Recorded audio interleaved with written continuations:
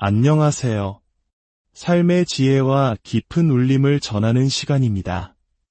우리 인생에는 때로 도저히 넘을 수 없을 것 같은 거대한 벽, 벗어날 수 없을 것 같은 깊은 절망의 순간들이 찾아오곤 합니다. 그럴 때 우리는 자신의 힘과 노력으로 발버둥치지만 오히려 더 깊은 무력감에 빠지기도 하죠.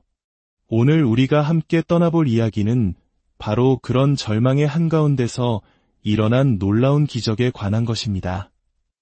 2000년 전 예루살렘 베데스다라는 연못가에서 38년 동안이나 병상에 누워있던 한 남자의 이야기입니다. 이 이야기는 단순히 한 개인의 치유 기록을 넘어 우리 모두의 삶에 적용될 수 있는 깊은 영적인 원리를 담고 있습니다. 왜 우리는 때로 변화를 원하면서도 변화하지 못하는가? 진정한 치유와 회복은 어디에서 오는가? 오늘 이 이야기를 통해 그 해답의 실마리를 찾아보시길 바랍니다. 이야기는 요한복음 5장에서 시작됩니다.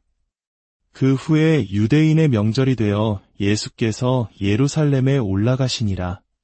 예루살렘에 있는 양문 곁에 히브리 말로 베데스다라 하는 못이 있는데 거기 행각 5이 있고 그 안에 많은 병자, 맹인, 다리 저는 사람, 혈기 마른 사람들이 누워 물의 움직임을 기다리니 이는 천사가 가끔 못에 내려와 물을 움직이게 하는데 움직인 후에 먼저 들어가는 자는 어떤 병에 걸렸든지 낫게 되밀어라. 거기 38해 된 병자가 있더라. 이 장면을 마음속에 그려보십시오. 베데스다라는 이름은 히브리어로 자비의 집이라는 아름다운 뜻을 가지고 있습니다. 하지만 그 이름과는 달리 그곳은 자비가 아닌 치열한 경쟁과 절망이 가득한 공간이었습니다. 수많은 병자들이 오직 하나의 기회, 즉 천사가 물을 움직이는 그 찰나의 순간을 잡기 위해 처절하게 기다리고 있었습니다. 이것은 마치 율법의 세계를 상징하는 듯합니다. 율법은 우리에게 거룩한 기준을 제시하지만 그것을 지킬 힘이 없는 우리에게는 오히려 더 큰 절망감을 안겨줍니다. 먼저 들어가는 한 사람만 치유받을 수 있다는 규칙은 강하고 빠른 자만이 살아남는 세상의 냉혹한 논리와도 같습니다. 눈이 먼 사람은 물이 움직이는 것을 볼 수 없고 다리를 저는 사람은 재빨리 뛰어들 수 없습니다. 결국 이 시스템은 가장 도움이 절실한 약자들을 철저히 소외시키는 구조였던 셈입니다. 바로 그 절망의 공간에 예수님이 찾아오셨습니다. 예수님은 수많은 군중 속에서도 유독 한 사람에게 시선을 고정하셨습니다. 그는 무려 38년이라는 긴 세월을 질병의 고통 속에서 보낸 사람이었습니다. 38년. 한 사람의 인생 대부분을 앗아간 그 시간은 이스라엘 백성이 광야에서 불순종으로 인해 방황했던 세월을 떠올리게 합니다. 그것은 끝없는 기다림과 희망 없는 반복의 시간이었습니다. 예수님은 그의 오랜 고통을 이미 알고 계셨습니다. 그리고 그에게 다가가 물으셨습니다. 내가 낫고자 하느냐? 얼핏 들으면 이상한 질문입니다. 당연히 낫고 싶으니까 그곳에 38년이나 누워있지 않았겠습니까? 하지만 이 질문에는 깊은 의미가 담겨 있습니다. 때로 우리는 너무 오랫동안 고통과 문제에 익숙해진 나머지 진정으로 변화하고자 하는 의지마저 잃어버릴 때가 있습니다. 현재의 불편함이 차라리 익숙한 안식처처럼 느껴지기도 합니다. 예수님은 그의 마음 가장 깊은 곳에 진실한 소망을 일깨우고 계셨던 것입니다. 병자의 대답은 우리의 마음을 울립니다. 주여, 물이 움직일 때에 나를 못에 넣어주는 사람이 없어 내가 가는 동안에 다른 사람이 먼저 내려가나이다. 그는 낫고 싶습니다 라고 대답하지 않았습니다. 대신 그는 자신의 한계와 절망적인 상황을 토로했습니다. 그의 시선은 자신을 도울 사람에게 그리고 물이 움직이는 때라는 방법에 고정되어 있었습니다. 그는 자신의 문제와 환경에 완전히 갇혀 바로 눈앞에 서 계신 치유의 근원, 예수님을 알아보지 못했습니다. 이것이 바로 우리들의 모습일 때가 많습니다. 우리는 문제를 해결하기 위해 끊임없이 사람을 의지하고 세속적인 방법을 찾아 헤맵니다. 누가 나를 도와줄까? 어떤 방법이 효과가 있을까? 하지만 정작 가장 중요한 것, 바로 우리 곁에 계신 하나님을 바라보는 것을 잊어버립니다. 그의 절망적인 대답을 들으신 예수님은 전혀 다른 차원의 해결책을 제시하십니다. 일어나 내 자리를 들고 걸어가라. 이 말씀에는 놀라운 권세가 담겨 있었습니다. 38년간 단 한 번도 스스로 일어나지 못했던 사람에게 일어나라고 명하신 것입니다. 이것은 율법의 요구와는 근본적으로 다릅니다. 율법은 내 힘으로 행하라, 그러면 복을 받으리라고 말하지만 은혜는 내 말을 믿으라, 그러면 행할 힘을 주리라고 말씀합니다. 그 순간 남자는 선택의 기로에 섰을 것입니다.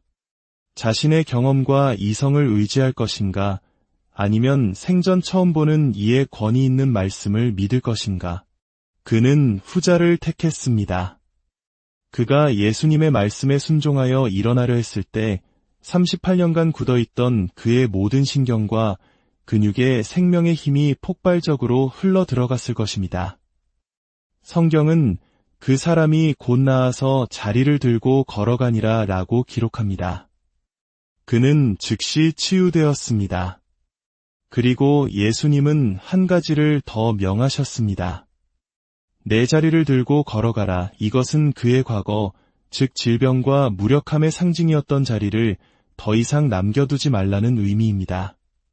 다시는 옛 모습으로 돌아갈 여지를 남기지 말고 온전한 치유를 선포하며 살아가라는 것입니다. 그런데 이 놀라운 기적이 일어난 날은 바로 안식일이었습니다. 유대 종교 지도자들은 38년 된 병자가 치유된 것에는 관심이 없었습니다. 그들의 눈에는 오직 안식일에 자리를 들고 가는 율법 위반 행위만 보였습니다.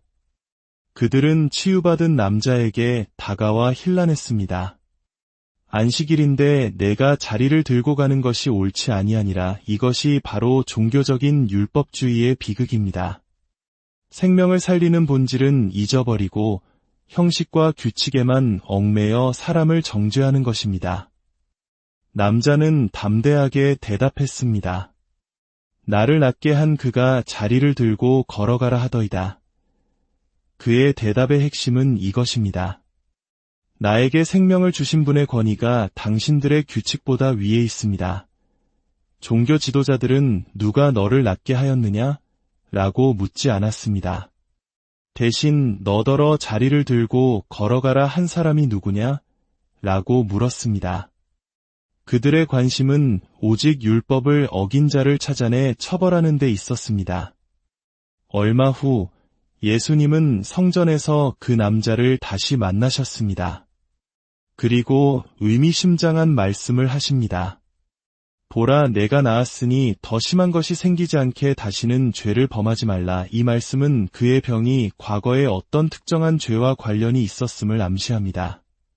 하지만 더 중요한 것은 이제 새로운 삶의 기회를 얻었으니 과거의 잘못된 삶의 방식으로 돌아가지 말라는 사랑의 경고였습니다.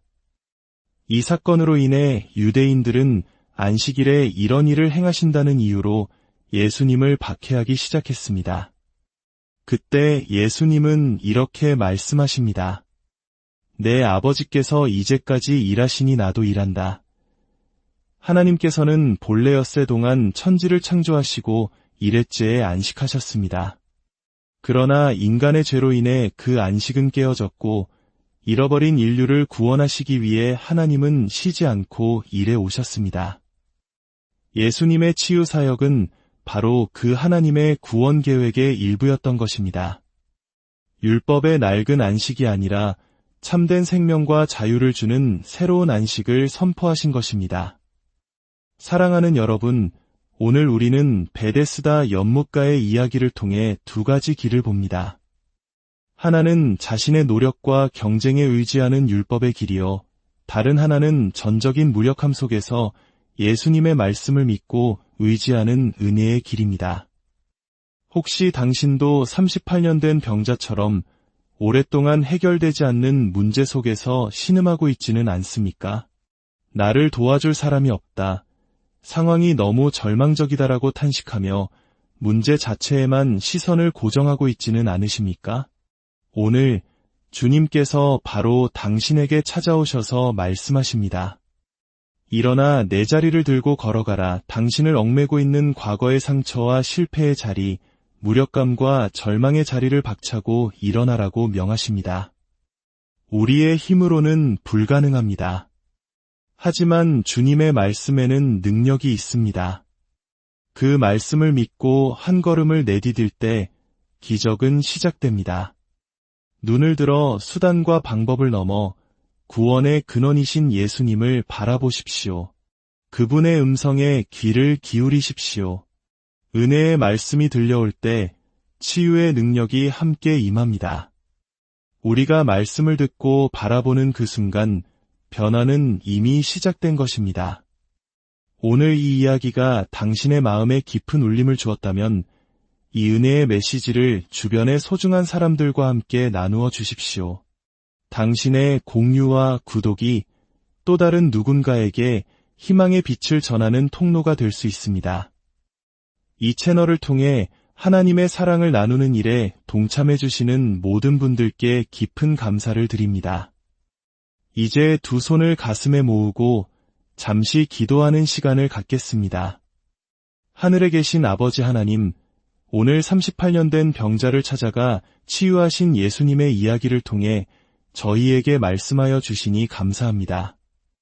저희 역시 때로는 베데스다 연못가에 누워있던 병자처럼 자신의 무력함과 절망적인 상황에 갇혀 주님을 바라보지 못했음을 고백합니다.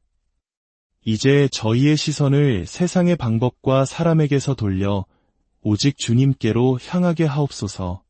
일어나 걸으라는 주님의 능력의 말씀을 믿고 순종함으로 저희를 얽매고 있는 모든 질병과 상처, 절망의 자리에서 일어나 빛 가운데로 걸어가게 하여 주시옵소서. 예수 그리스도의 이름으로 기도드립니다. 아멘. 주님께서 당신의 삶에 함께 하시며 모든 두려움에서 지켜주시고 당신의 가정과 일터 위에 하늘의 놀라운 축복을 부어주시기를 소망합니다. 당신이 걷는 모든 걸음이 믿음의 발걸음이 되고 당신의 손이 닿는 모든 곳에 회복과 번영이 있기를 축원합니다. 참된 안식과 평안이 당신의 삶에 강물처럼